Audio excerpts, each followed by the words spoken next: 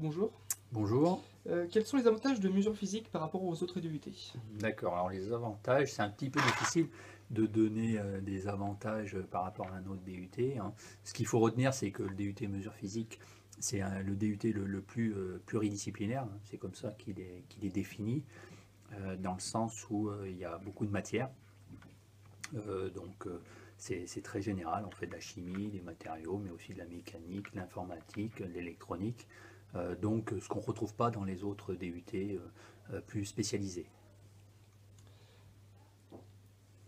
Quelle voie choisissent les étudiants une fois le DUT obtenu?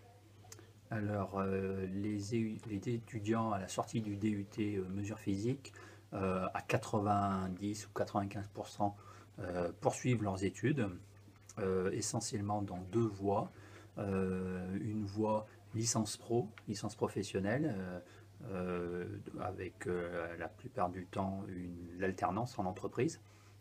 Donc, où là, ils se spécialisent.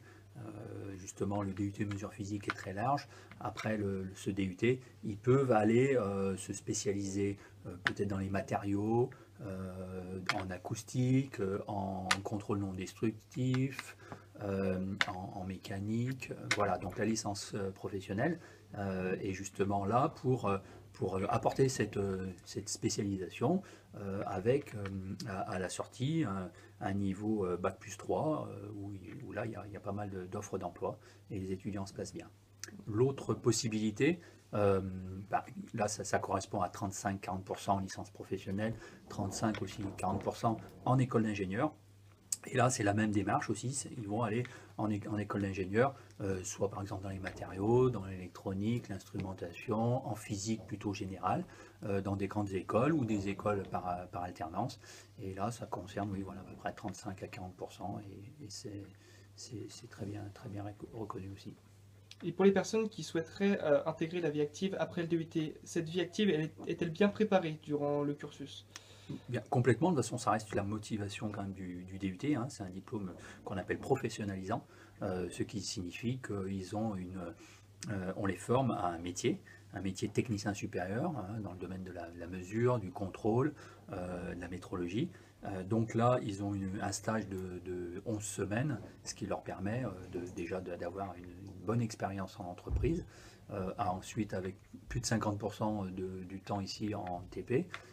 Ils sont très bien formés pour rentrer dans la vie active. On reçoit pas mal d'offres d'emploi pour un technicien niveau DUT mesure physique. Donc ce qui confirme bien justement cette possibilité et cette attente industrielle. Et en cas d'échec du diplôme, existe-t-il des passerelles pour se réorienter? En cas d'échec, oui, disons que les échecs, on évite, hein.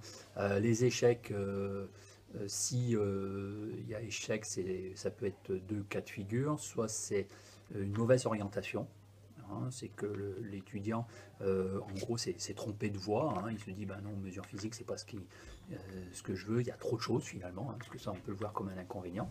Je préfère faire que de la chimie.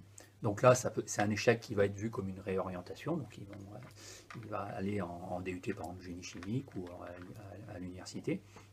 Et puis l'échec, c'est aussi le manque de sérieux, le manque de travail, puisque nous, on valide les semestres avec les notes, hein, les partiels.